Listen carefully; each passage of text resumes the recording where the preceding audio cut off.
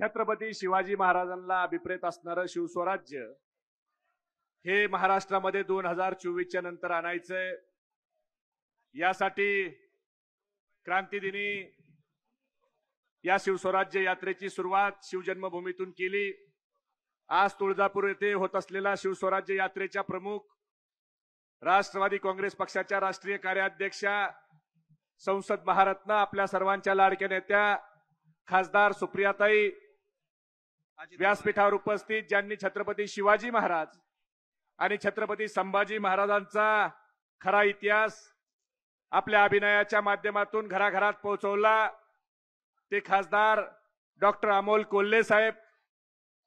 व्यासपीठावर उपस्थित जयदेवांना गायकवाड, बसवराज पाटील साहेब, जीवनराव गोरे साहेब, विकास लवांडे साहेब, सुनील गव्हाणे, पंडितराव कांबळे, हेमाताई पिंपळे, जगदाळे साहेब, आमच्या भगिनी राष्ट्रवादी युवती काँग्रेसच्या प्रदेशाध्यक्षा सक्षनाताई सलगर, निंबाळकर साहेब आणि सर्व व्यासपीठाची माफी मागतो आदरणीय व्यासपीठ। खरं तर तुळजापूरमध्ये एवढ्या मोठ्या उत्साहात तुम्ही सगळ्या शिवस्वराज्य यात्रेचं स्वागत केलं, यावरून या तुळजापूर विधानसभेत शरद पवार साहेबाला मानणारी लोक किती आहेत याचा अनुभव आमच्या सारख्या कार्यकर्त्याला त्या ठिकाणी आलेला आहे। काल देखील वाजली तुतारी, महाराष्ट्रात वाजली तुतारी, काय प्रॉब्लेम नाही। आता काल देखील आम्ही राहुल भैयांच्याकडे परांड्यात गेलो। मराठवाड्यात पहिली सभा ही परांड्याला शिवस्वराज्य यात्रेची झाली आणि त्या मतदारसंघात देखील खेकड्याचा मतदारसंघ असून उत्कृष्ट स्वागत या शिवस्वराज्य यात्रेचं त्या ठिकाणी झालं। मित्रांनो, खरं तर लोकसभेत आपण सगळ्यांनी चांगलं काम केलं, कारण ज्यांनी 2019ला शरद पवार साहेबाला सोडलं, ज्यांना शरद पवार साहेबांनी 40 वर्ष लाल दिव्याची गाडी दिली, त्या राणा पाटलांनी 2019ला पवार साहेबाला सोडलं। त्यावेळेला राणा पाटलाला आपल्याला पाडता आलं नाही, पण लोकसभेमध्ये आता तुम्ही त्याचा व्याज त्या ठिकाणी केलंय। लोकसभेत त्यांच्या पत्नीचा पराभव केला, त्याबद्दल मी तुमचं मनापासून आभार मानतो। पण विधानसभेत आता व्याजासहित मुद्दल देखील वसूल करायची आहे, म्हणून 2019ला ज्या राणा पाटलानं पवार साहेबांच्या पाठीत खंजीर खुपसला, त्या राणा पाटलाचा पराभव उद्याच्या विधानसभेत आपल्याला तुळजापूर विधानसभेतून करायचा आहे। काय पवार साहेबांनी कमी केलं होतं? सत्ता आली की यांच्या कुटुंबात मंत्रीपद असायचं, 2 जिल्ह्याचा कारभार हाकायचे, लातूर आणि उस्मानाबादचा। आता भारतीय जनता पार्टीत गेल्यावर तुळजापूर विधानसभेचा देखील कारभार हाकून भारतीय जनता पार्टी ह्यांना देत नाही। अरे राणा दादा, तुम्ही इकडे असताना मालक होता 2 जिल्ह्याचे, तिकडे जाताना घरगडी झाला भारतीय जनता पार्टीचे, आणि ह्या घरगड्याला आता आपल्याला विधानसभेत त्या ठिकाणी त्यांची जागा दाखवायची आहे। मित्रांनो, आता आपण बघतोय लोकसभेत सुप्रियाताईंवर टीका करणारे अजितदादा आता म्हणायला लागलेत की मला पश्चाताप व्हायला लागलाय, आणि पश्चाताप कशाचा होतोय? तर मी बहिणीच्या विरोधात बायकोला उभा करायला नव्हतं पाहिजे। अहो अजितदादा, तुम्ही कुणाच्या सांगण्याहून त्या ठिकाणी बहिणीच्या विरोधात बायकोला उभा केलं? कोणती पार्लमेंटरी बोर्डाची कमिटी होती?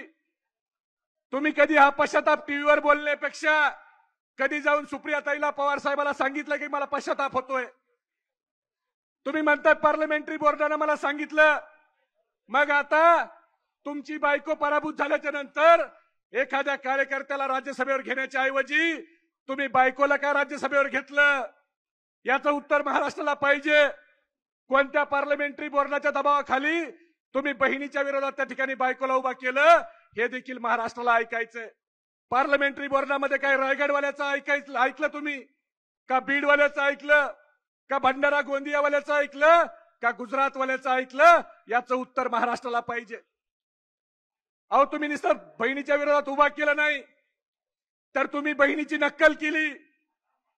आपले भाऊजी सदानंद सुळे यांच्याबद्दल तुम्ही त्या ठिकाणी टीका केली, ते राजकारणात नसताना त्यांच्यावर बोलला. मग हे बोलायला तुम्हाला कोणत्या पार्लमेंटरी बोर्डानं भाग पाडलं? हे तुमचं नाटक करण्या एवढी महाराष्ट्राची जनता आता दूध खुळी नाही. ज्या वेळेला तुम्ही बहिणीला सोडलं, बहिणीला आदराची गरज होती, त्यावेळेला तुम्हाला वाटलं बहीण एकटी पडेल. पण महाराष्ट्रातल्या एका भावाने जरी सुप्रियाताईला सोडलं असलं तरी शरद पवार साहेबांच्या विचाराला मानणारे लाखो भाऊ विचाराचे सुप्रियाताईच्या पाठीशी त्या ठिकाणी उभा राहील. आणि आज तुम्हाला बहिणीची आठवण आली, पण ही आठवण येताना काही प्रश्नाची उत्तर तुम्हाला महाराष्ट्राला द्यावा लागणार आहे.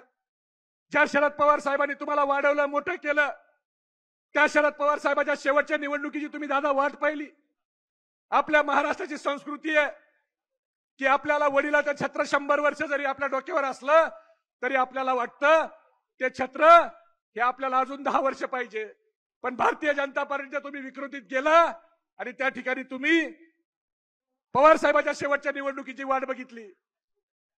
एक बाजार बुणगा उठला आणि त्यांनी सांगितलं की शरद पवार साहेबांनी पक्ष स्थापन केला म्हणजे पक्ष काय शरद पवार साहेबांच्या मालकीचा झाला का?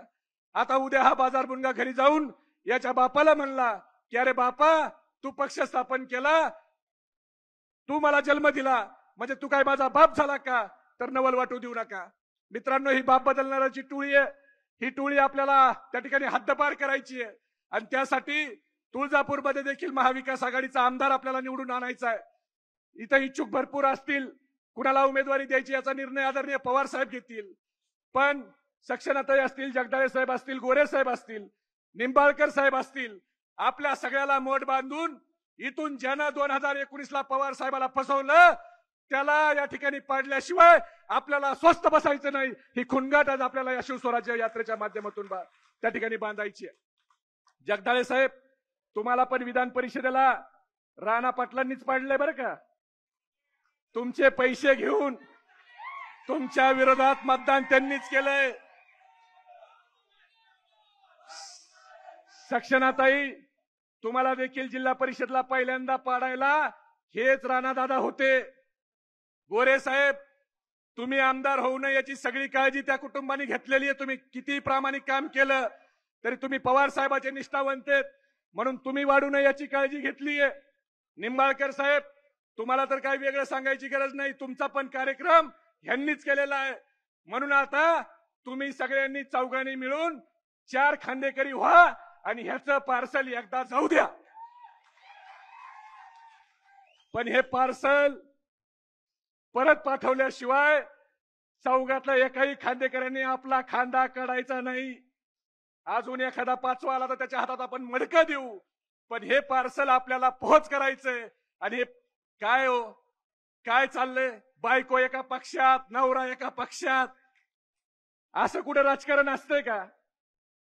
19ला तुम्हाला सगळं पवार साहेबांनी दिलेलं असताना आता पवार साहेबाला फसवणाराचा बदला आपण घेणार आहेत का? एवढा कमी आवाजात कसा बदला व्हायचा? पवार साहेबाला फसवणाऱ्याला तुळजापूरमध्ये गाडायचं काम करणार का नाही?